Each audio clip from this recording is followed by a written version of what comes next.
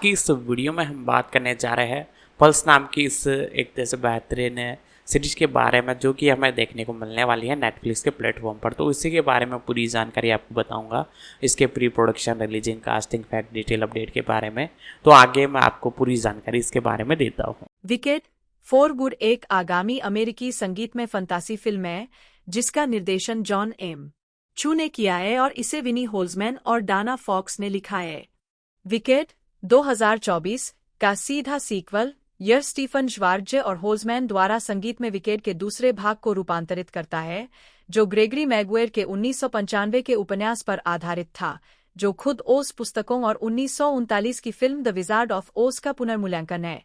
Cynthia Erivo, Ariana Grande, Jonathan Bailey, Ethan Slater, Marissa Bode, Michelle Yeoh और Jeff Goldblum ने Wicked से अपनी भूमिकाएं दोहराई है।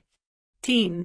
डोरोथी गेन के कैंसर से आने से पहले और बाद में ओज की भूमि में स्थापित, यह कथानक एल्फाबा और ग्लिंडा की दोस्ती की परीक्षा पर आधारित है, जब वे पश्चिम की दुष्ट चुड़ैल और ग्लिंडा द गुड के रूप में अपनी नई पहचान को अपनाती है, और कैसे उनके कार्यों के परिणाम पूरे ओज को हमेशा के लिए बदल देंगे। यूनिवर्सल पिक्चर्स और मार्क प्लैथ, जिन्होंने स्टेज म्यूजिकल का निर्माण किया था, ने 2012 में फिल्म रूपांतरण की घोषणा की। लंबे विकास और कई देरी के बाद, आंशिक रूप से कोविड-19 महामारी के कारण, चू को निर्देशन के लिए नियुक्त किया गया, जिसमें 2021 में एरिवो और ग्रांडे को कास्ट किया गया। कथानक बिंदियों को काटने से बचने और पात्रों की यात्रा और रिश्तों का विस्तार करने के लिए अनुकूलन को 2 भागों में विभाजित किया गया था। दोनों फिल्मों की मुख्य फोटोग्राफी दिसंबर 2022 में इंग्लैंड में शुरू हुई, जुलाई 2023 में 2023 सैग-एफ्ट्रा हड़ताल द्वारा बाधित हुई, और जनवरी 2024 में फिर से शुरू हुई और समाप्त हुई।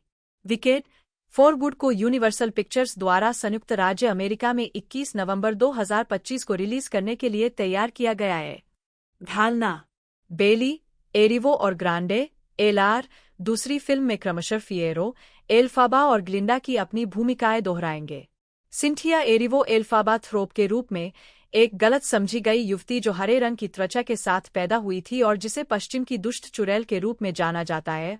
4-5 एरियाना ग्रांडे ग्लिंडा अपलैंड के रूप में एक लोकप्रिय युवा महिला जिसे ग्लिंडा द गुड के नाम से जाना जाता है। 4-5 जोनाथन बेली फिएरो तिगेलार के रूप में एक विंकी राजकुमार। 6 बोक वुड्समैन के रूप में एथन स्लेटर। 7 और मंचकिन। 5 मारिसा बोडे नेसारोस थ्रोप के रूप में एल्फाबा की पैराप्लेजिक छोटी बहन। 8 मिशेल योर मैडम मोरिबल के रूप में शिज विश्वविद्यालय में टोनाटोटका की पूर्व डीन, जो अब जादूगर के लिए काम करती है। 9 Jeff Goldblum the wonderful wizard of Oz के रूप में। 10 बोवेन यांग फैनी के रूप में ग्लिंडा के कॉलेज मित्रों में से एक। 11-12 इसके अतिरिक्त केरी एलिस ब्रॉडवे और वेस्ट एंड दोनों संगीत प्रस्तुतियों में मंच पर एल्फाबा की भूमिका निभाने वाली अभिनेत्रियों में से एक अज्ञात कैमियो भूमिका में दिखाई देंगी। 13 उत्पादन विकास अधिक जानकारी विकेट 2024 फिल्म विकास निर्देशक जॉन एम चू बाइंग और संगीतकार स्टीफन श्वार्ट्ज़। ब्रॉडवे म्यूजिकल विकेट के लिए एक फिल्म रूपांतरण की घोषणा 2012 में की गई थी। 14 जिसकी रिलीज की तारीखें 20 दिसंबर 2019, 22 दिसंबर 2021, 25 दिसंबर 2024 और 27 नवंबर 2024 निर्धारित की गई थीं। 15 कई देरी के बाद फिल्म ने अंततः 22 नवंबर 2024 की रिलीज की तारीख सुरक्षित कर ली। 16 अप्रैल 2022 में निर्देशक जॉन एम चू ने घोषणा की कि अनुकूलन को 2 भागों में विभाजित किया जाएगा।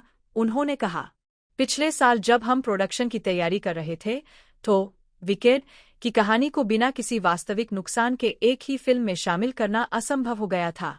जैसे जैसे हमने गाने काटने या किरदारों को छोटा करने की कोशिश की, वे फैसले उस स्रोत सामग्री के लिए घातक समझौते की तरह लगने लगे जिसने इतने सालों तक हमारा मनोरंजन किया है। हमने खुद को एक बड़ा कैनवास देने और सिर्फ एक विकेट फिल्म नहीं बल्कि 2 बनाने का फैसला किया। ज्यादा जगह के साथ हम विकेट की कहानी को वैसे ही बता सकते हैं जैसे इसे बताया जाना चाहिए था, साथ ही इन प्यारे किरदारों की यात्रा में और भी गहराई और आश्चर्य ला सकते हैं। 17 पूर्वोत्पादन जून 2022 में स्टीफन श्वार्ट्ज़ ने पुष्टि की कि 2 फिल्मों में से एक के लिए एक नया गीत लिखा जाएगा। 18 हमें डिफाइंग ग्रेविटी को बिना किसी ब्रेक के पूरा करना बहुत मुश्किल लगा।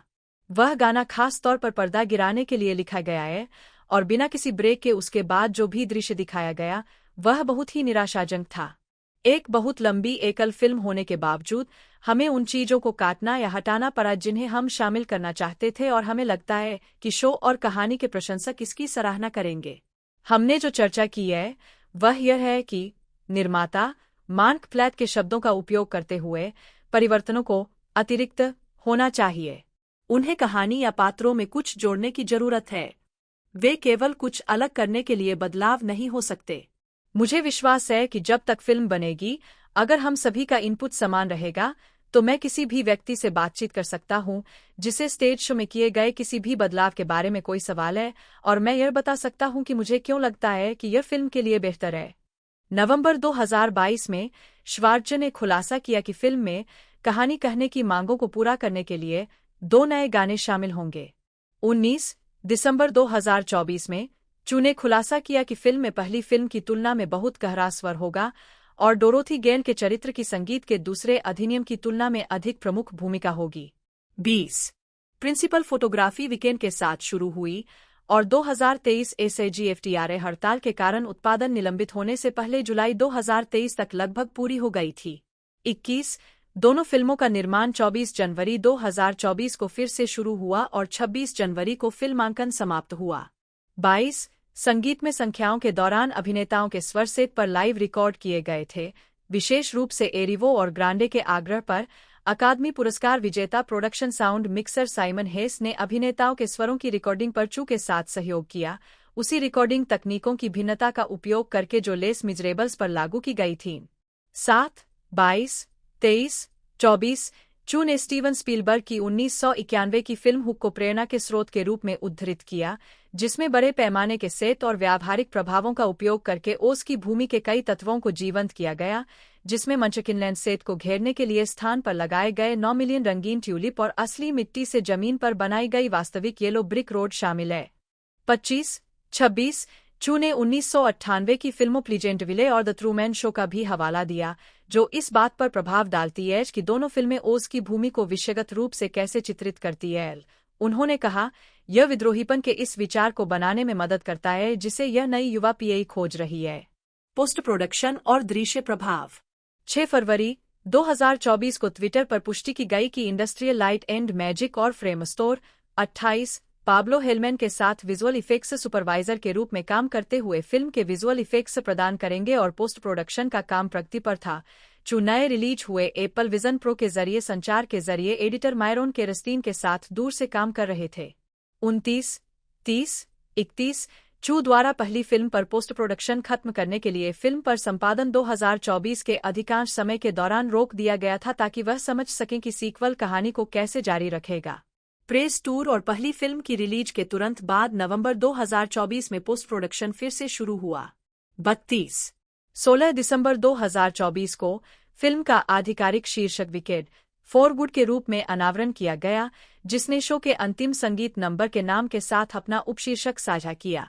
33 संगीत जॉन पोवेल 2008 में चित्रित ने स्टीफन श्वार्ट्ज़ के साथ मिलकर फिल्म के आकस्मिक अंडरस्कोर की रचना की थी। इस फिल्म और विकेड दोनों के sound track album Republic records बटा वेरवे लेबल ग्रुप, ग्रांडे और एरिवो के संबंधित रिकॉर्ड लेबल द्वारा जारी किए जाएंगे और पहला साउंड ट्रैक जारी किया गया है। जुलाई 2024 में यह पता चला कि जॉन पोवेल ने पिछली फिल्म से अपने कर्तव्यों को दोहराते हुए फिल्म के लिए आकस्मिक अंडरस्कोर की रचना की थी।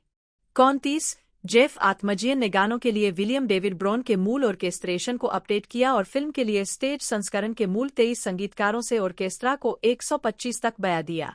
संगीत के मूल संगीत निर्देशक स्टीफन ओरेमस गाने के संकेतों का संचालन करेंगे, पोवेल आकस्मिक स्कोर संकेतों का संचालन करेंगे।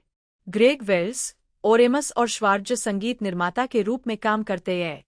34 35 36 37 जनवरी 2025 में वेंस ने खुलासा किया कि वह लाइव इंस्ट्रूमेंटल रिकॉर्ड करने की प्रक्रिया में है, जिसकी रिकॉर्डिंग मई या जून 2025 में AIR स्टूडियो में ऑर्केस्ट्रा के साथ होने वाली है। उसके बाद के महीनों में मिक्सिंग की जाएगी। 38 उस महीने के अंत में वर्न से संबंधित एक होम स्टूडियो 2025 पैलिसेड्स फायर में नष्ट हो गया, जिससे उत्पादन रुक गया। रिलीज। मुख्य और अपेक्षित संगीत संख्याएं। कोई भी दुष्टों का शोक नहीं मनाता, पुनरावृत्ति, ओजियंस, थैंक गुडनेस, ग्लिंडा, मैडम मोरिबल और सिटीजन्स ऑफ ओज। पूर्व की दुष्ट चुड़ैल, एल्फाबा, नेसारोस और बोक। अद्भुत, जादूगर और Elphaba. I am not that girl, पुनरावृत्ति, ग्लिंडा। जब तक तुम मेरे हो, एल्फाबा और फियरो। कोई अच्छा काम नहीं, एल्फाबा। मार्च ऑफ द विच हंटर्स, बोक और ओजियंस।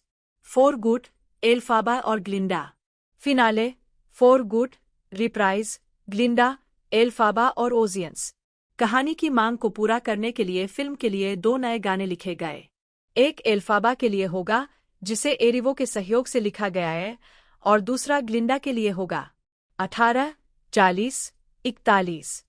फिल्म रूपांतरण को 2 भागों में विभाजित करने से फिल्म निर्माताओं को पात्रों, विशेष रूप से एल्फाबा और ग्लिंडा के बीच संबंधों का विस्तार करने की अनुमति मिली, ताकि फिल्म दर्शक उन्हें बेहतर ढंग से समझ सकें।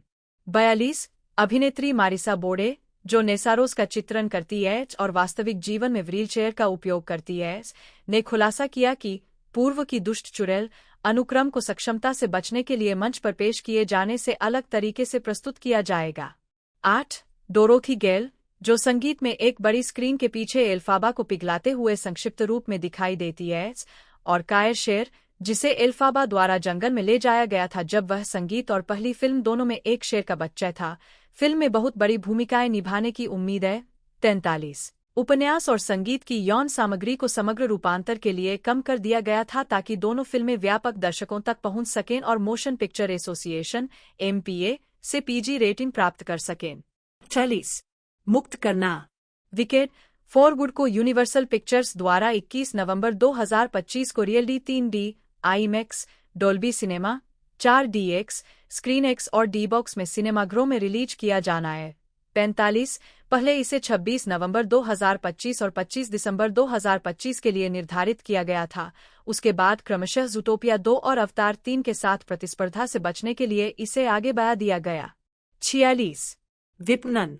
2 भाग के अनुकूलन में दोनों फिल्मों से अन्य कार्यप्रगति फुटेज, जिसमें ग्रांडे और एरिवो के पॉपुलर और डिफाइंग ग्रेविटी के संबंधित प्रस्तुतिकरणों की पहली सुनवाई शामिल है, को 26 अप्रैल 2023 को सिनेमाकॉन में प्रस्तुत किया गया, जिसे यूनिवर्सल पिक्चर्स की चेयरवुमन डोना लैंगली ने मंच पर पेश किया। 47, पहली फिल्म का पहला ट्रेलर 60 सेकंड के फर्स्ट लुक के रूप में 11 फरवरी 2024 को सुपर बाउल वी के दौरान प्रीमियर हुआ, जिसमें दूसरे भाग से संक्षिप्त क्लिप दिखाए गए, जिससे पुष्टि हुई कि फिल्म में संगीत के दूसरे अधिनियम की साजिश का विस्तार करने के लिए नए दृश्य होंगे, जिसमें ग्लिंडा की शादी शामिल है। 48, 49 फरवरी 2025 में चू ने खुलासा किया कि फिल्म के दृश्य प्रभाव कार्य से जुड़ी तकनीकी कठिनाइयों के कारण सुपर बाउल LIX के दौरान इसे प्रसारित करने के प्रस्ताव को अस्वीकार करने के बाद फिल्म का पहला आधिकारिक ट्रेलर 2025 के वसंत या शुरुआती गर्मियों के दौरान कभी भी प्रीमियर होगा। 50, स्वागत पुरस्कार। पुरस्कार समारोह की तिथि, वर्ग, प्राप्तकर्ता, परिणाम, संदर्भ। द क्वीर्टीज 11 मार्च 2025। अगली बड़ी बात, दुष्ट भलाई के लिए जीत गया। 51, भविष्य। नवंबर 2024 में स्टीफन श्वार्ज़ और विनी होल्जमैन ने कहा कि वे विकेट से जुड़ी कुछ चीजों की संभावना के बारे में बात कर रहे हैं, लेकिन इसका शीर्षक विकेट पार्ट 3 या 4 नहीं होगा। उन्होंने आगे कहा कि वे विकेट फिल्म ब्रह्मांड के विस्तार में रुचि रखते हैं। 52, यह भी देखे, एक के बाद एक निर्मित फिल्मों की सूची, कई भागों में विभाजित फिल्मों की सूची। नोट्स। होल्जमैन को पटकथा लिखने का श्रेय 2 बार दिया गया है, पहली बार एकल लेखक के रूप में और दूसरी डाना फॉक्स के साथ लेखन टीम के हिस्से के रूप में। जनवरी 2024 में चू ने अपनी प्रोडक्शन कंपनी इलेक्ट्रिक कंपनी के साथ मिलकर वार्नर ब्रदर्स पिक्चर्स के साथ एक first look film deal sign की, जहां वह स्टूडियो के लिए मूल और फ्रेंचाइजी दोनों फिल्मों का निर्देशन करेंगे। उद्धरण आवश्यक। आगामी परियोजनाएं। चू डॉ सीस के और the places you will go के रूपांतरण का निर्देशन करेंगे, जिसका निर्माण डॉ सीस एंटरप्राइजेज और बैड रोबोट प्रोडक्शंस के साथ वार्नर एनिमेशन ग्रुप द्वारा किया जाएगा। 36, मार्च 2022 में यह घोषणा की गई कि चू बच्चों के मॉडलिंग कंपाउंड प्लेडो पर आधारित एक एनिमेटेड फिल्म का निर्माण और संभवतः निर्देशन करेंगे। इसका निर्माण एंटरटेनमेंट वन और हैसब्रो द्वारा किया जाएगा। 37-38 अप्रैल 2023 में यह पता चला कि चू एंड्रयू लॉयर वेबर और टिम राइस के संगीत जोसेफेन द अमेजिंग टेक्निकलर ड्रीमकोट के एक फीचर फिल्म रूपांतरण का निर्देशन और सहनिर्माण करेंगे, एक जुनूनी प्रोजेक्ट जिसे वह कुछ समय से अमेजन एमजीएम स्टूडियो और रियली यूजफुल ग्रुप के लिए बनाने की उम्मीद कर रहे थे। इसका निर्माण स्कॉट सैंडर्स और मारा जैकब्स द्वारा किया जाएगा, जो इन द हाइट्स में उनके साथ काम करने के बाद चू के साथ फिर से जुड़ेंगे। 39 अगस्त 2024 में यह घोषणा की गई कि चू यूनिवर्सल के लिए ब्रिटनी स्पीयर्स की जीवनी द वुमन इन मी के फिल्म रूपांतरण का निर्देशन करेंगे। इस परियोजना पर विकेड निर्माता मार्क फ्लैट के साथ फिर से काम करेंगे। 41 व्यक्तिगत जीवन। चू और ग्राफिक डिजाइनर क्रिस्टिन हॉज ने 27 जुलाई 2018 को सेंट हेलेना, कैलिफोर्निया में शादी की। 41-42 उनकी बेटी विलो का जन्म 2017 में हुआ था। उसका नाम 1988 की फंतासी फिल्म विलो के नाम पर रखा गया है। 43 उनके बेटे जोनाथन हाइट्स का जन्म 2019 में हुआ था। उनका मध्य नाम फिल्म इन द हाइट्स से आया है, जिसे चू उस समय निर्देशित कर रहे थे। 44 उनके अन्य बच्चे बेटी रूबी, बेटा इग्गी और बेटी स्टीवी स्काईएट्स। 45 46 47 2 फिल्मोग्राफी। Feature film. वर्ष, शीर्षक, निदेशक, निर्माता, संदर्भ। 2008 कदम आगे दो, सड़के हाँ नहीं। 2010 तीसरी सीढ़ी चढ़ो हाँ नहीं। 2013 जिए जो, इसका प्रतिकार हाँ नहीं। 2015 जेम और होलोग्राम हाँ हाँ। 2016 अब आप मुझे देखोगे दो हाँ नहीं। 2018 पागल अमीर एशियाई हाँ नहीं। 2021 ऊंचाइयों में हाँ नहीं। 2024 दुष्ट हाँ नहीं। 2025 दुष्ट, भलाई के लिए हाँ नहीं। 2028 और आप कहाँ जाएंगे हाँ नहीं। 48 लघु फिल्म।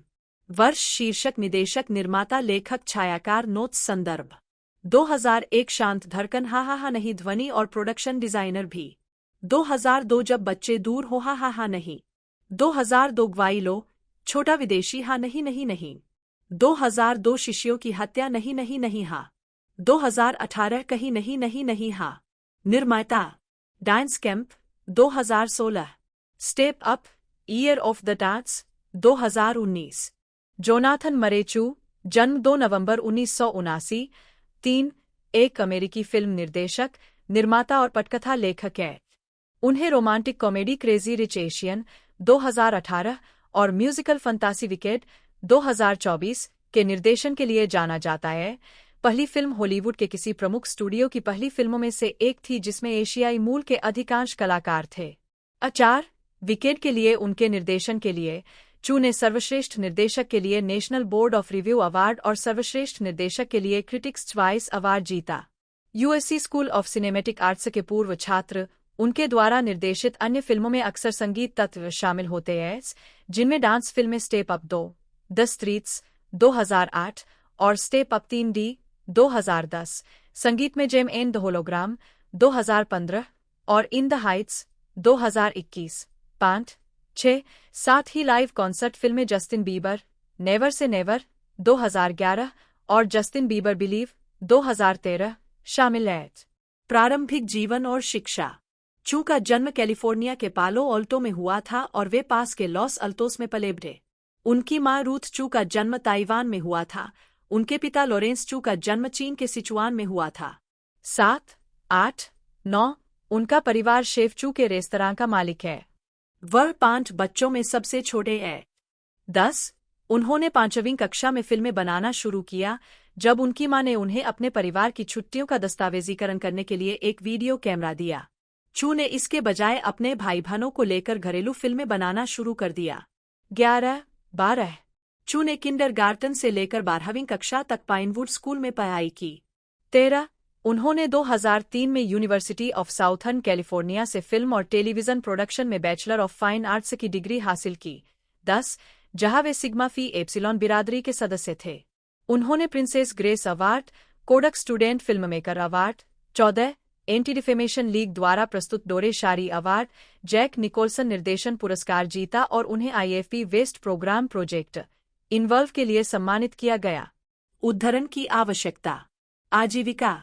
अपने student short when the kids are away को बनाने के बाद चू को विलियम मोरिस एजेंसी द्वारा साइन किया गया और कई हाई प्रोफाइल प्रोजेक्ट्स से जोड़ा गया। चू को सोनी पिक्चर्स द्वारा stage musical Bye Bye Birdie के समकालीन हिप हॉप प्रेरित रूपांतरण को निर्देशित करने के लिए काम पर रखा गया था। 15 हालांकि बजट संबंधी चिंताओं के कारण सोनी ने फिल्म को हरी झंडी नहीं दी। 16 सोनी ने द ग्रेट गैट्सबी के अपने अपडेटेड वर्जन को निर्देशित करने के लिए चू को फिर से काम पर रखा। 16 जो सफल नहीं हुआ क्योंकि इस प्रोजेक्ट को वार्नर ब्रदर्स पिक्चर्स ने अपनी 2013 की फिल्म के लिए खरीद लिया। चू ने 2008 में स्टेप अप 2 द स्ट्रीट्स 17 का निर्देशन किया।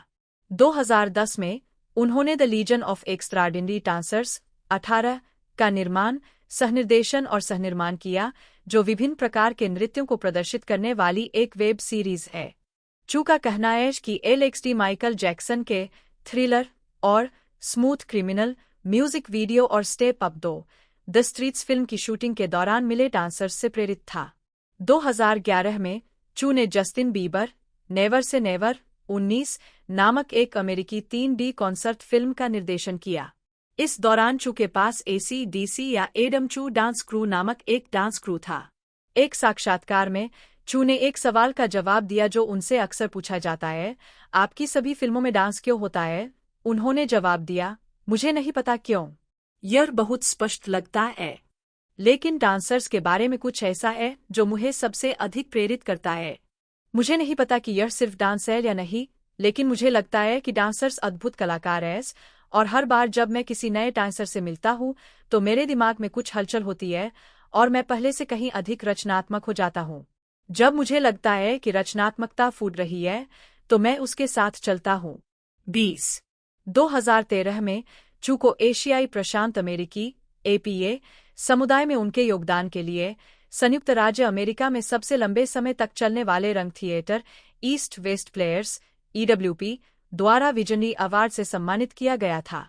एक ऑनलाइन प्रश्नोत्तर में चू ने खुलासा किया कि उन्होंने एक बच्चे के रूप में EWP की प्रस्तुतियों में भाग लिया था और भविष्य में उनके साथ सीमाओं को आगे बढ़ाने के लिए उत्साहित थे। 21 2013 में चू ने वर्जिन अमेरिका के लिए एक प्री-फ्लाइट सुरक्षा वीडियो का निर्देशन किया। वीडियो को एक संगीत में संख्या की तरह संरचित किया गया था जिसमें कई शैलियों और उच्च ऊर्जा नृत्य को शामिल किया गया था। 22 वीडियो को 2018 तक उड़ानों से पहले चलाया गया था जब वर्जिन अमेरिका को अलास्का एयरलाइंस में शामिल कर लिया गया था। चू ने क्रेजी रिच एशियन का निर्देशन किया, जो 17 अगस्त 2018 के सप्ताहांत में सबसे अधिक कमाई करने वाली फिल्म थी, जिसने अपने पहले 5 दिनों में US बॉक्स ऑफिस पर $35 मिलियन से अधिक की कमाई की, 23 और रॉटन टोमाटोज से 93% रेटिंग प्राप्त की। फिल्म की रिलीज के एक हफ्ते के भीतर वैराइटी ने बताया कि वार्नर ब्रदर्स द्वारा एक सीक्वल पहले से ही विकास में था, जिसमें चू को निर्देशित करने की योजना थी। 24 निर्देशक चू किताब में राहेल चू के परिवार का हिस्सा है, एक दूर के चचेरे भाई के रूप में। 25 चू ने वार्नर ब्रदर्स पिक्चर्स के लिए इसी नाम के ब्रॉडवे संगीत पर आधारित इन द हाइट्स का निर्देशन किया। इसे पहले 26 जून 2020 को रिलीज करने की योजना बनाई गई थी, हालांकि कोविड-19 महामारी के कारण इसमें देरी हुई। फिल्म 10 जून 2021 को रिलीज होगी। 26, 27, 28, 29 अक्टूबर 2020 में यह घोषणा की गई कि चू डिज्नी प्लस सीरीज विलो के लिए पायलट का निर्देशन करेंगे, जो इसी नाम की फिल्म पर आधारित है, जिसमें वारविक डेविस शीर्षक चरित्र के रूप में लौटेंगे। 30, 31 अगले महीने चू ने लिलो और स्टिच के लाइव एक्शन रूपांतरण को निर्देशित करने के लिए डिज्नी के साथ बातचीत शुरू की। 32 जिसे उन्होंने अंततः अन्य दायित्वों के कारण पारित कर दिया। जनवरी 2021 में चू ने अपने अगले बच्चे के जन्म के साथ उत्पादन में देरी और व्यक्तिगत कारणों के कारण विलो पर निर्देशकीय कर्तव्यों को छोड़ दिया। 33 अगले महीने यह घोषणा की गई कि चू यूनिवर्सल पिक्चर्स के लिए वीकेंड के 2 भाग के फिल्म रूपांतरण का निर्देशन करेंगे। दोनों भागों को नवंबर 2024 और 2025 में रिलीज किया जाएगा। 34 35 1990 के दशक में कई सालों तक गोल्डब्लम ने ज्यादातर US एप्पल विज्ञापनों की आवाज दी, जिसमें आईमैक और आईबुक के विज्ञापन भी शामिल थे। 15 उन्होंने कुछ यूएस टोयोटा विज्ञापनों के साथ साथ प्रोक्टर एंड गैम्बल की फेशियल क्रीम लाइन के लिए भी आवाज दी है। वे 2003 में फिल्माए गए नेशनल लॉटरी के एक विज्ञापन में आयरिश टीवी पर दिखाई दिए। 16-17 गोल्डब्लम ने रॉबर्ट कार्नेगी के साथ नॉर्थ हॉलीवुड में प्लेहाउस वेस्ट में अभिनय सिखाया। इस अभिनय कंपनी के कई अभिनेताओं के साथ उन्होंने live action short film little surprises का निर्देशन किया, जिसे 1996 में अकादमी पुरस्कार के लिए नामांकित किया गया था। गोल्डब्लम ने एडम रिसरेक्टेड में एडम की भूमिका निभाई, जो योराम कनियू के इसी नाम के उपन्यास का फिल्म रूपांतरण है। यह एक पूर्व यहूदी जर्मन मनोरंजनकर्ता के बारे में है, जो द्वितीय विश्व युद्ध के बाद एक शरणालय में होलोकॉस्ट बचे लोगों के एक समूह का सरगना बन जाता है। गोल्डब्लम 2007 टोरंटो अंतर्राष्ट्रीय फिल्म महोत्सव में उन्होंने 1990 में सेसम स्ट्रीट पर बॉब के लंबे समय से खोए हुए भाई मिनियापोलिस, इंडियाना जोन्स की पैरोडी के रूप में अतिथि भूमिका निभाई, एक स्केच में जहां बिग बर्ड के दोस्त मिस्टर स्नफलुपागस ने अपनी गुफा में स्नफटीटी की सुनहरी गोभी छिपाई थी। वर Tom goes to the mayor, the Colbert report, Tim and Eric awesome show great job और पोर्टलैंडिया में दिखाई दिए हैं। सितंबर 2006 में यह घोषणा की गई कि गोल्डब्लम न्यूयॉर्क में द फायर डिपार्टमेंट नामक एक नई थिएटर कंपनी के संस्थापक सदस्यों में से एक थे। गोल्डब्लम ने law and order criminal intent में वरिष्ठ जासूस के रूप में क्रिस नोथ की जगह ली। 18 श्रृंखला में गोल्डब्लम ने जासूस जैक निकोल्स की भूमिका निभाई है। अगस्त 2010 में मीडिया आउटलेट्स ने बताया कि गोल्डब्लम ने कार्यक्रम के भविष्य के बारे में लगातार चिंताओं के कारण क्रिमिनल इंटेंट में वापस नहीं लौटने का फैसला किया था। 19-20 2014 में गोल्डब्लम के जैज बैंड मिल्ड्रेड स्नित्जर ऑर्केस्ट्रा ने कार्लाइल होटल में साप्ताहिक प्रदर्शन किया। 21 2014 में भी वह लॉ एंड ऑर्डर में अपनी भूमिका की पैरोडी करते हुए लास्ट वीक टुनाइट के एक एपिसोड में दिखाई दिए। 2016 में उन्होंने इंडिपेंडेंस डे रिसर्जेंस में डेविड लेविंसन की अपनी भूमिका को दोहराया, जो रोलांड एमेरिच की 1996 की एलियन आक्रमण आपदा फिल्म इंडिपेंडेंस डे की अगली कड़ी थी। नवंबर 2015 में वह शेन कारूथ की रुकी हुई फिल्म द मॉडर्न ओशन के कलाकारों की टुकड़ी में शामिल हो गए। 22 गोल्डब्लम ने Marvel superhero film Thor Ragnarok 2017 में द ग्रैंडमास्टर की भूमिका निभाई। 23 उन्होंने जुरासिक वर्ल्ड फॉलन किंगडम 2018, 24 और जुरासिक वर्ल्ड डोमिनियन 2022 में डॉ. इयान मैल्कम के रूप में अपनी भूमिका को दोहराया। 25-26 इन फिल्मों के साथ गोल्डब्लम ने फ्रेंचाइजी के सभी कलाकारों में से सबसे अधिक उपस्थिति के लिए बीडी वोंग के साथ बराबरी की। 29 मई 2018 को बिलबोर्ड ने बताया कि उन्हें डेका रिकॉर्ड्स द्वारा वर्ष में बाद में रिलीज के लिए एक स्टूडियो एल्बम रिकॉर्ड करने के लिए साइन किया गया था। 10-27 कैपिटल स्टूडियो सत्र मिल्ड्रेड स्नित्जर ऑर्केस्ट्रा के साथ पहली बार 9 नवंबर 2018 को विधिवत रूप से प्रदर्शित हुआ। 28 इसके एक साल बाद I shouldn't be telling you this आया, जिसमें बैंड ने उस गर्मियों में ग्लासटनबरी में प्रदर्शन किया था। 29 बैंड का तीसरा album pledge well with others 24 मार्च 2023 को रिलीज किया गया था। 30 जुलाई 2018 में जुरासिक पार्क की रिलीज के 25 साल पूरे होने के उपलक्ष्य में एक अस्थायी स्थापना के रूप में लंदन के टॉवर ब्रिज के बगल में गोल्डब्लम की 25 फीट 7.6 मीटर की प्रतिमा लगाई गई थी। 31 2019 में डिज्नी के D23 एक्सपो में डिज्नी ने घोषणा की कि show the world according to Jeff Goldblum में गोल्डब्लम को दिखाया जाएगा और यह 12 नवंबर 2019 को डिज्नी प्लस स्ट्रीमिंग सेवा के लॉन्च पर उपलब्ध होगा। 32 गोल्डब्लम 2021 की जीवनी because he's Jeff Goldblum Penguin Random House का विषय थे, जिसे वाशिंगटन पोस्ट के लेखक ट्रेविस एम. एंड्रयूज ने लिखा था। 33 अक्टूबर 2022 में यह बताया गया कि गोल्डब्लम म्यूजिकल वीकेंड के 2 भाग के फिल्म रूपांतरण में जादूगर की भूमिका निभाने के लिए अंतिम बातचीत कर रहे थे। 34 फिल्म में उनकी भूमिका की पुष्टि 8 दिसंबर 2022 को हुई थी। 35-36 व्यक्तिगत जीवन 1980 से 1985 तक गोल्डब्लम की शादी पेट्रिसिया गॉल से हुई, जिनके साथ वे सिल्वरेडो 1985 में नजर आए। 37 1987 से 1991 तक उनकी शादी गीना डेविस से हुई, जो ट्रांसिल्वेनिया 6 से 5000 1985 द फ्लाई 1986 और अर्थगन सार इजी 1988 में उनकी सहकलाकार थीं। 38 2014 से गोल्डब्लम की शादी कनाडाई ओलंपिक लयबद्ध जिमनास्ट एमिली लिविंगस्टन से हुई है। 39 40 उनके दो बेटे हैं जिनका जन्म 2015 और 2017 में हुआ। 41 42 43 फिल्मोग्राफी पतली परत जेफरी लिन गोल्डब्लम बटा OLDBLUM बटा गोल्ड ब्लूम जन्म 22 अक्टूबर 1952 एक अमेरिकी अभिनेता और संगीतकार है। उन्होंने कुछ सबसे ज्यादा कमाई करने वाली फिल्मों में अभिनय किया है, जैसे जुरासिक पार्क 1993 और इंडिपेंडेंस डे 1996, साथ ही उनके सीक्वल भी। गोल्डब्लम ने डेथ विश 1974 में अपने अभिनय की शुरुआत की, कैलिफोर्निया स्प्लिट 1974, नैशविले 1975 और एनी हॉल 1977 में शुरुआती छोटी भूमिकाओं के साथ। उन्होंने invasion of the body snatchers 1978, the big chill 1983 और द फ्लाई 1986 में अपनी भूमिकाओं के लिए व्यापक ध्यान आकर्षित किया।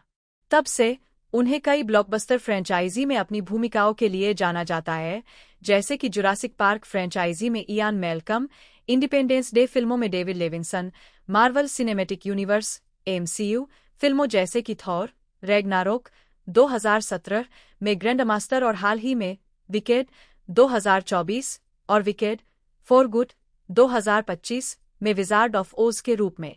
निर्देशक वेस एंडरसन के लगातार सहयोगी, उन्होंने उनकी फिल्मों the life aquatic with Steve Zissou 2004, the grand Budapest hotel 2014, isle of dogs 2018 और एस्टेरॉयड सिटी 2023 में अभिनय किया है। उन्हें डीप कवर 1991, इग्बी गोज डाउन 2002 और एडम रिसरेक्टेड 2008 जैसी स्वतंत्र फिल्मों के लिए भी जाना जाता है।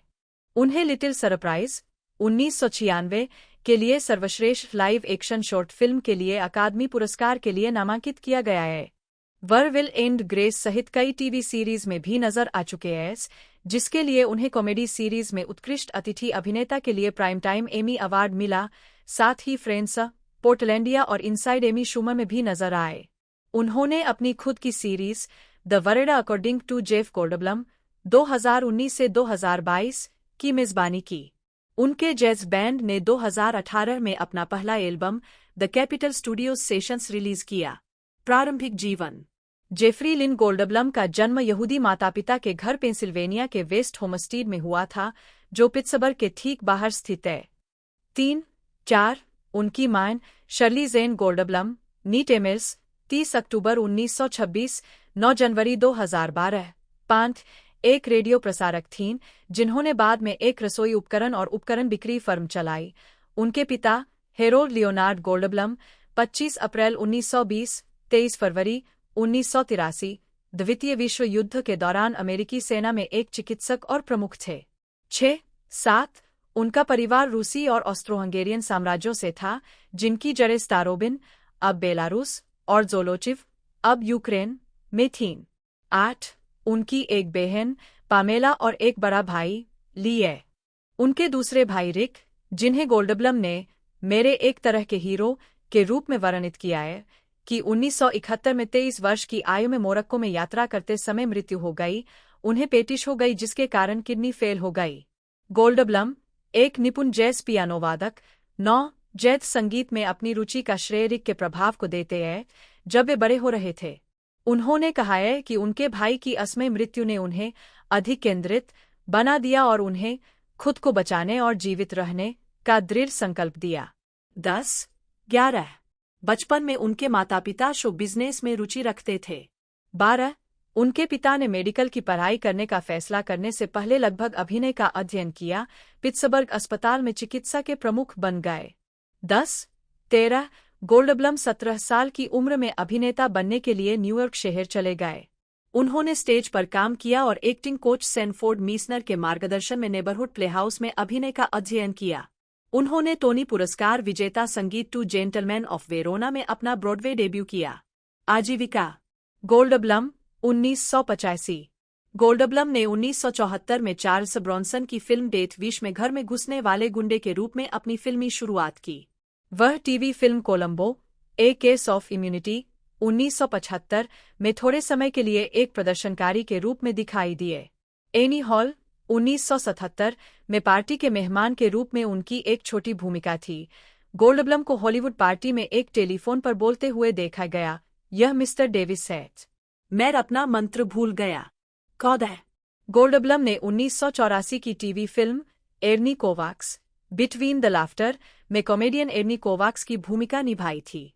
यह फिल्म कोवाक्स की दो बेटियों के उनकी पहली पत्नी द्वारा अपहरण की वास्तविक घटना पर आधारित थी। कोवाक्स की दूसरी पत्नी और उनकी विधवा अभिनेत्री एडी एडम्स ने इस बहुचर्चित फिल्म में एक छोटी सी भूमिका निभाई थी। गोल्डब्लम ने the fly 1986, deep cover 1992, Jurassic park 1993, earth girls REG 1989, the tall guy 1989, vibes 1988, into the night 1985 और the lost world Jurassic park 1997 जैसी फिल्मों में प्रमुख भूमिकाएं निभाई है।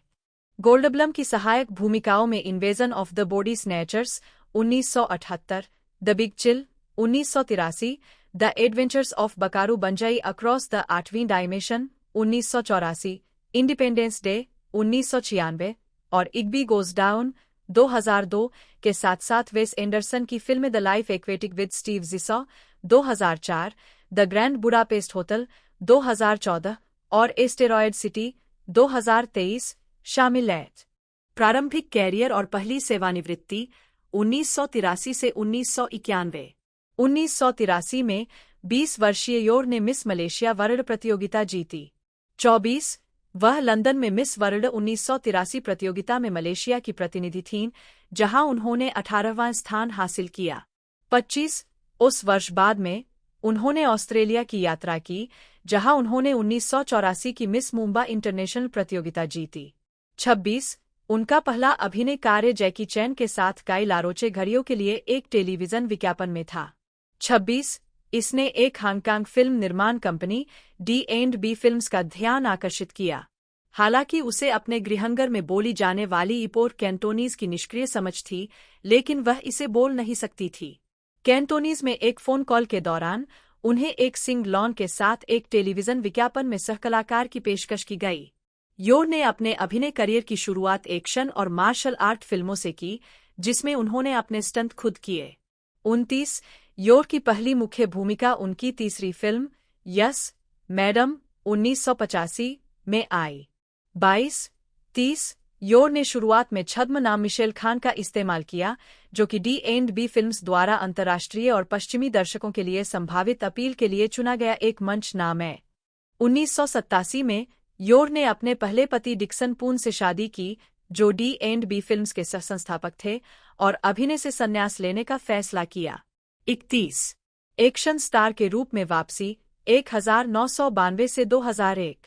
योर 2000 के कान फिल्म महोत्सव में शादी के 5 साल बाद योर ने पून को तलाक दे दिया और पुलिस स्टोरी 3 सुपर कॉप 1992 के साथ अभिनय में लौट आईं। 24 वह द हीरोइक ट्रायो 1993 और यूएन वूपिंग फिल्मों ताई ची मास्टर और विंग चुन में क्रमशः 1993 और 1994 में दिखाई दीं।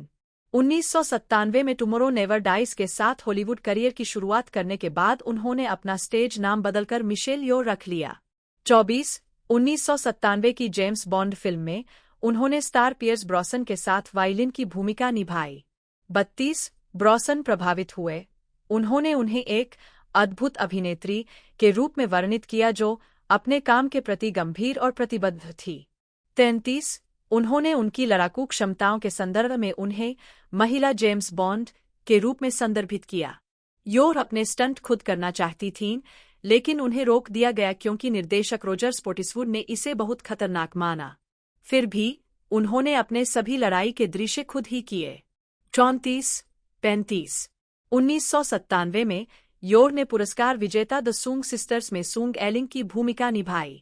निर्देशक एंग ली ने योर से उनकी पहली मंदारिन भाषा की martial art film crouching tiger hidden dragon 2000 में यू शुलियन के रूप में अभिनय करने के लिए संपर्क किया था।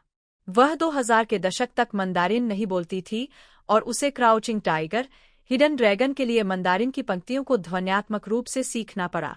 36 यह फिल्म अंतर्राष्ट्रीय स्तर पर सफल रही और योर को मुख्य भूमिका में सर्वश्रेष्ठ अभिनेत्री के लिए बाफ्टा 2000 नामांकन मिला। 37 38 कैरियर में उतार चढ़ाव 2002 से 2016। 2002 में द टच के लिए सिंगापुर प्रेस कॉन्फ्रेंस में योर।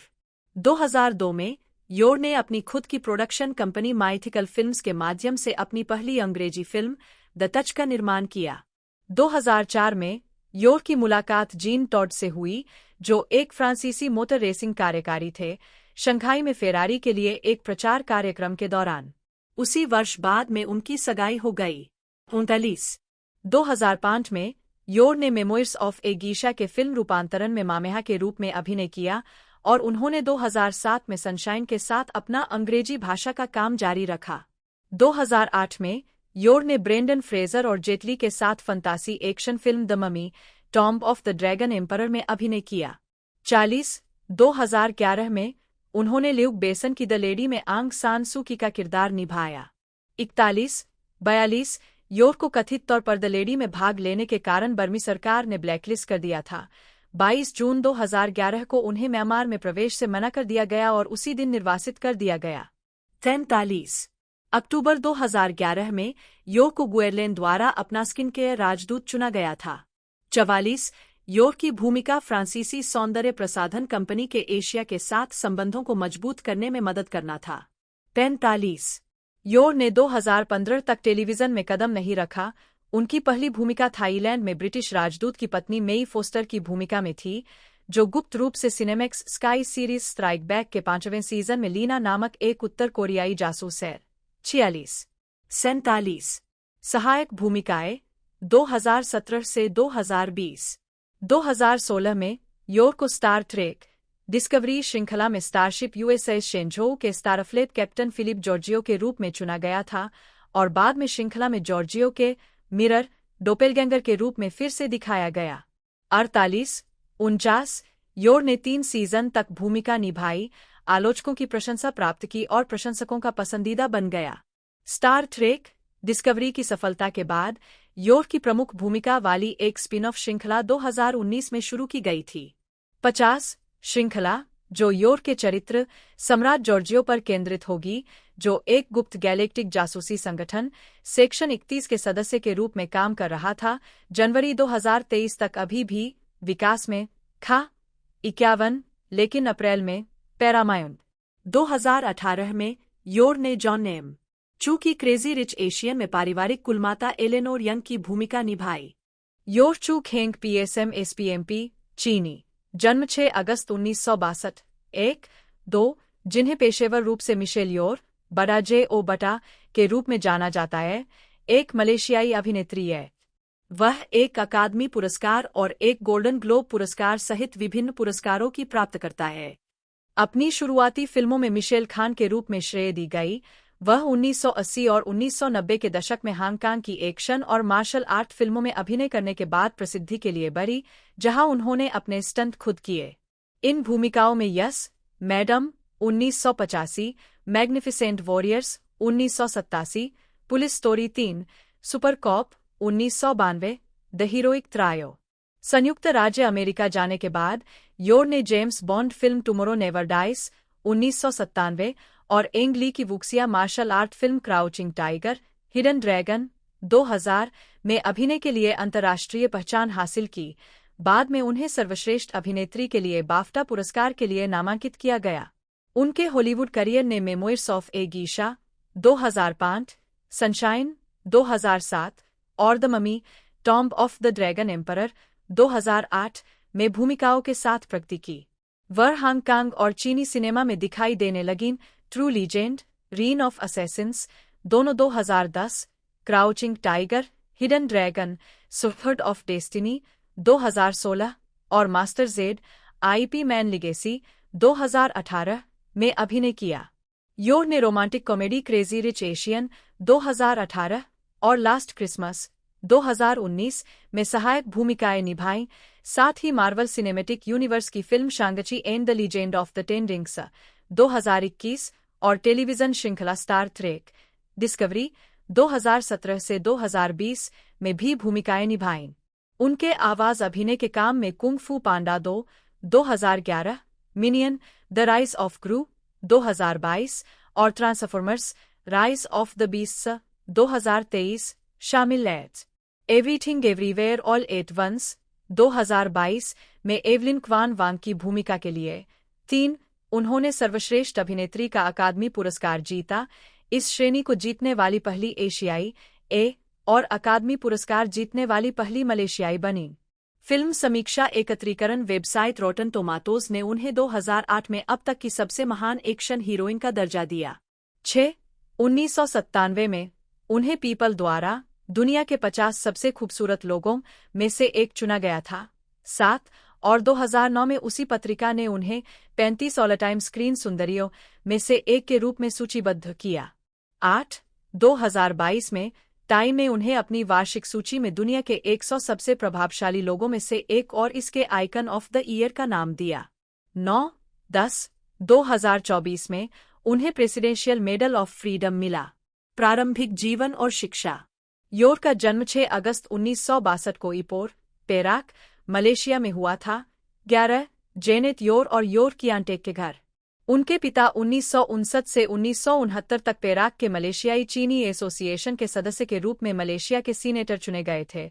12, 13, 14 पेराक बार एसोसिएशन के अध्यक्ष। कब 12 और 1975 में श्री माजू के संस्थापक। मलेशिया और सिंगापुर में एक प्रमुख इंटरसिटी कोच सेवा। 12, 15 होकियन और कैंटोनीज वंश की। 16 वह अपने पिता परिवार के मूल मले चीनी से अंग्रेजी बोलते हुए बड़ी हुई।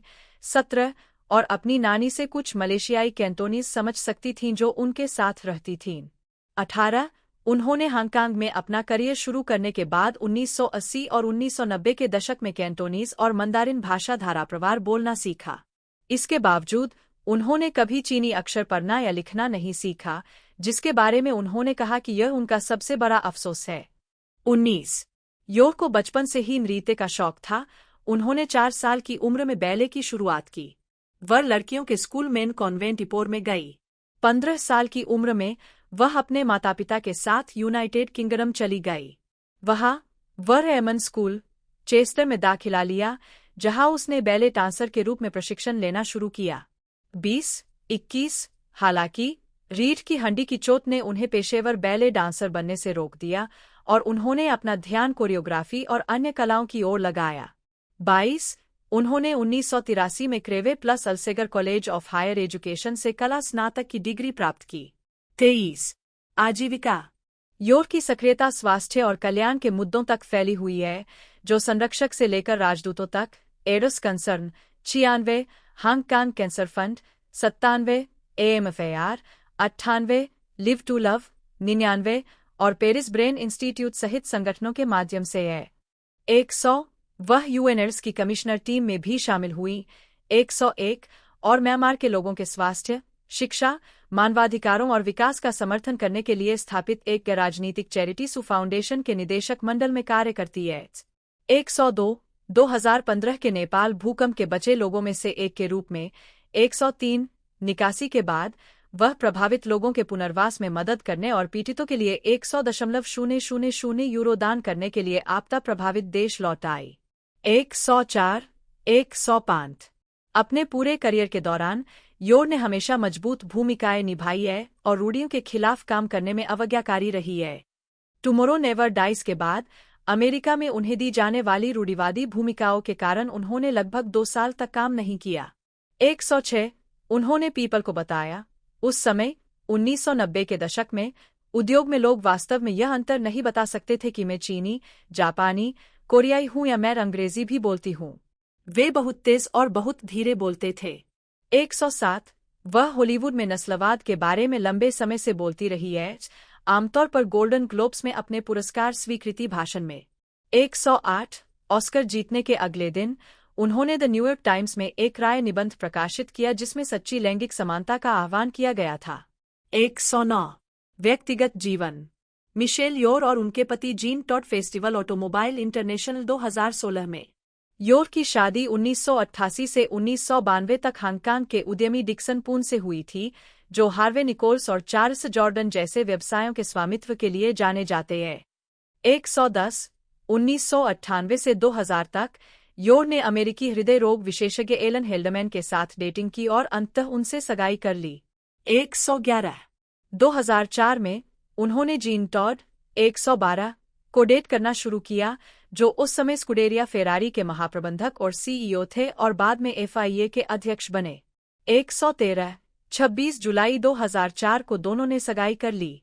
114 2019 तक वह टॉड के साथ स्विट्जरलैंड के जिनेवा में रहती है।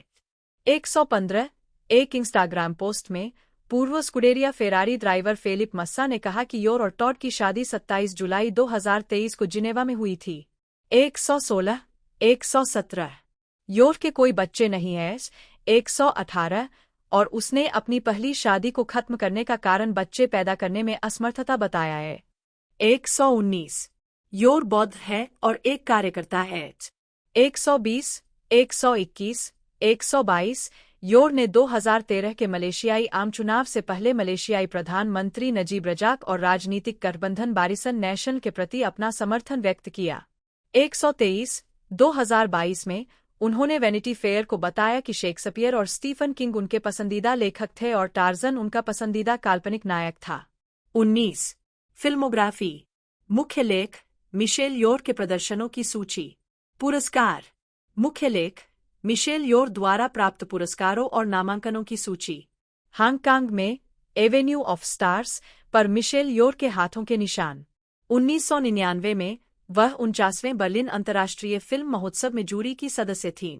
124 19 अप्रैल 2001 को योर को उनके गृह राज्य पेराक के सुल्तान अजलान शाह द्वारा राज्य में उनके द्वारा लाई गई प्रसिद्धि के सम्मान में दर्जार दातुक पादुका महकोटा पेराक DPMP से सम्मानित किया गया, जिसमें दातो की उपाधि है।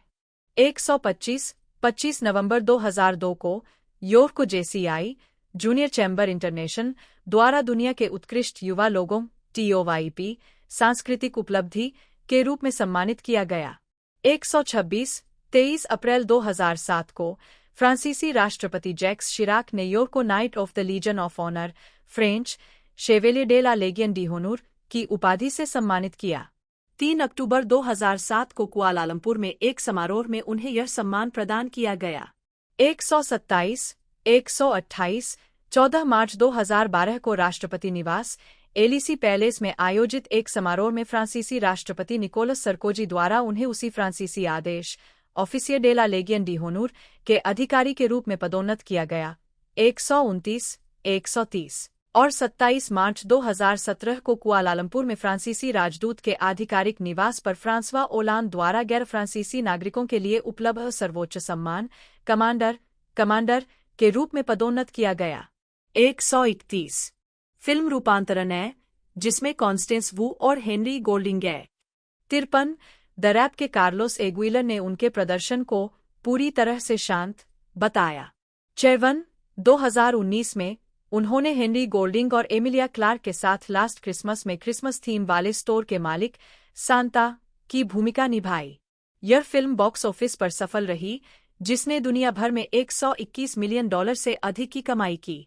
55 योर ने डेस्टिन डैनियल क्रेटन द्वारा निर्देशित मार्वल स्टूडियोज की शैंग ची and the legend of the ten rings 2021।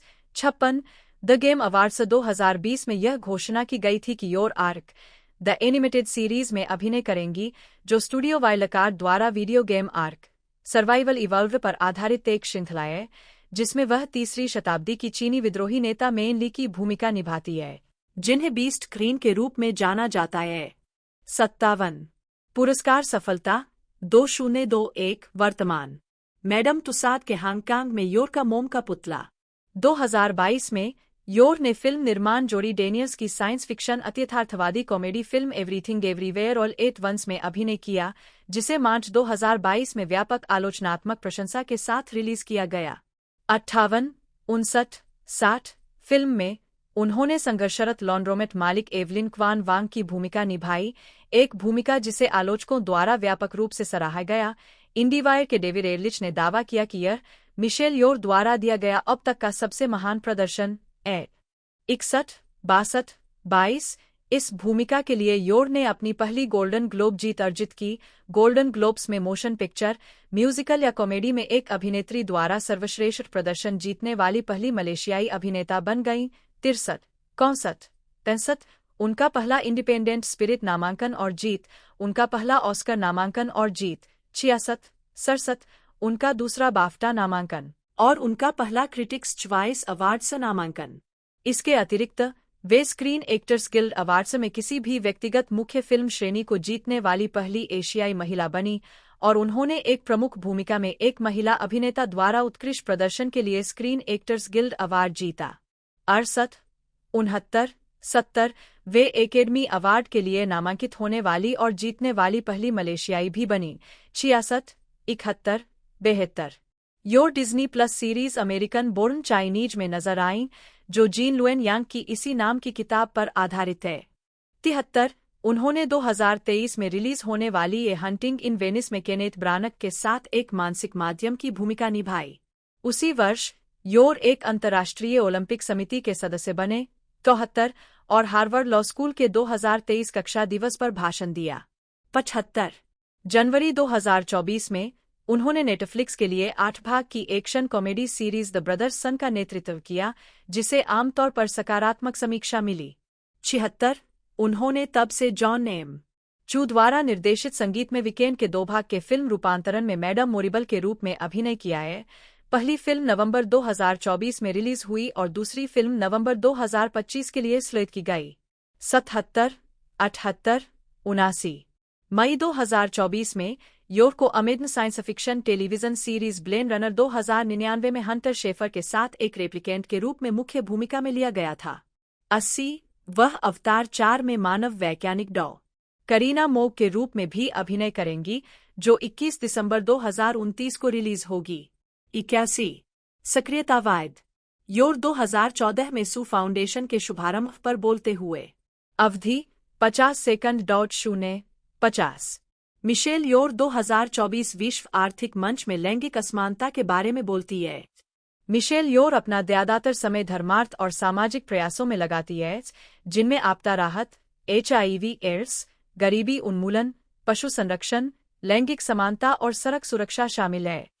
वह FIA के मेक रोड सेफ अभियान की राजदूत और प्रमुख प्रचारक रही है, जिसे 2008 से वैश्विक सार्वजनिक स्वास्थ्य और विकास प्राथमिकता के रूप में मान्यता दी गई है। 82।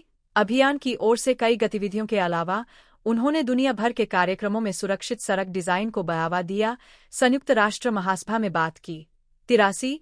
एशिया विकास बैंक। 84। विश्व बैंक। 85। फॉर्मूला 1 रेस में ट्रैफिक सुरक्षा को बढ़ावा देने के लिए पैदल चलीं। 86। और एशिया इंजरी प्रिवेंशन फाउंडेशन द्वारा वियतनाम में आयोजित एक कार्यक्रम में सड़क सुरक्षा के लिए 1 दशक की कार्रवाई का आह्वान किया। 87। मिशेल योर ने लुप्तप्राय जानवरों के लिए वाइल्ड एड राजदूत के रूप में अपना समय दान किया है और 2016 से सतत विकास लक्ष्यों की पहल के लिए संयुक्त राष्ट्र विकास कार्यक्रम UNDP की सद्भावना राजदूत है। 89। 90। योर लुप्तप्राय दक्षिण चीन बाघ की रक्षा के लिए प्रतिबद्ध सेव चाइनाज टाइगर्स परियोजना की संरक्षक है। 91।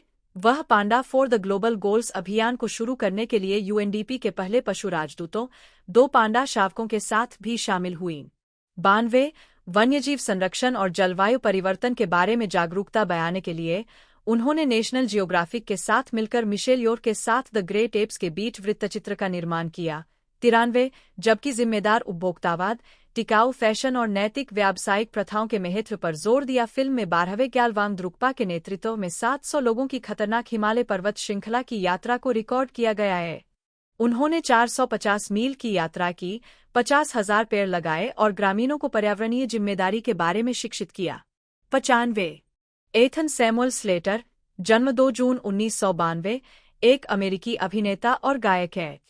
उन्होंने इसी नाम के संगीत में स्पंजबॉब स्क्वायरपैंट्स का किरदार निभाया, जिसके लिए उन्हें ड्रामा डेस्क अवार्ड मिला और 2018 में 72वें टोनी अवार्ड्स में म्यूजिकल में सर्वश्रेष्ठ अभिनेता के लिए टोनी अवार्ड के लिए नामांकन मिला। उन्होंने lost on A mountain in man 2024 जैसी कई स्वतंत्र फिल्मों में छोटी भूमिकाएं निभाईं और म्यूजिकल फिल्म विकेड 2024 में बोक वुड्समैन के रूप में उनकी पहली प्रमुख फिल्म भूमिका थी, जिसे वे आगामी सीक्वल विकेट फॉर गुड 2025 में फिर से निभाएंगे। प्रारंभिक जीवन और शिक्षा। एथन सैमुअल स्लेटर का जन्म 2 जून 1992 को वाशिंगटन, डीसी में हुआ था। वह खाद्य एवं औषधि प्रशासन में एक कर्मचारी जे स्लेटर की तीसरी संतान है। 1-2 वह यहूदी है और सिल्वर स्प्रिंग में ओहर कोडेश में भाग लेने के दौरान उनका पालन पोषण रूढ़िवादी तरीके से हुआ। 3 चार्ल्स ई स्मिथ्स यहूदी डे स्कूल में भाग लेने के बाद उनका परिवार सिल्वर स्प्रिंग, मैरीलैंड चला गया। 4-5 दोस्तों ये जो सीरीज है 3 अप्रैल 2025 को रिलीज़ की जाएगी और नेटफ्लिक्स पर ये रिलीज़ की जाएगी। हिंदी, इंग्लिश सभी रीजनल लैंग्वेजों में ये प्रोवाइड कराई जाएगी। बाकी इंग्लिश में भी ये प्रोवाइड कराई जाएगी। इंग्लिश में हम सभी कंफर्टेबल है, बाकी इंडिया के अंदर हिंदी इंग्लिश दोनों में ये प्रोवाइड कराई जा रही है। बाकी वीडियो को आप लाइक कीजिएगा ताकि आप तक ऐसे अपकमिंग वीडियो पहुँचते रहे। बाकी मिलते हैं अगले वीडियो में।